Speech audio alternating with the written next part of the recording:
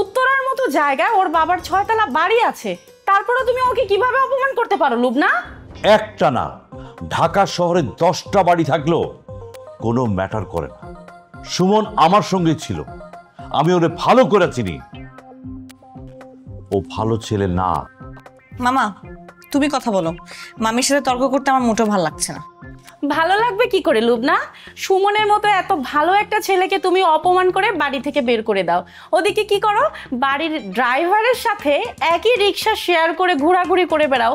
তখন তোমার মান সম্মান কোথায় থাকে? হ্যাঁ, তখন তোমার ভাবমূর্তি নষ্ট হয় না লুবনা? মামা এরপরও তুমি আমাকে এই বাসায় থাকতে বলো? আমি দরকার হলে ঢাকা শহরে স্ট্রাগল করব, তারপরও এই বাসায় থাকবো না।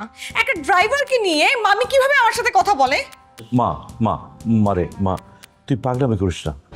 আমরা সবাই এই ধরনের সমস্যা ফেস করতেছি। এখন ঠান্ডা মাথায় সিদ্ধান্ত নিতে হবে। হুমজিক্যালি কোনো সিদ্ধান্ত জীবনের অনেক ক্ষতি করবে। ও, তোমার বোর থেকে তোমার ভাগ্নির কথার মূল্য বেশি হয়ে গেছে তোমার কাছে, তাই না? আচ্ছা ঠিক আছে, তোমার কাছে যদি আমার কোনো মূল্যই না থাকে তাহলে তোমার সাথে আমি থাকবো কেন? আমার থেকে লাভটা কি? আমাকে তালাক দিয়ে দাও, আমি চলে যাই।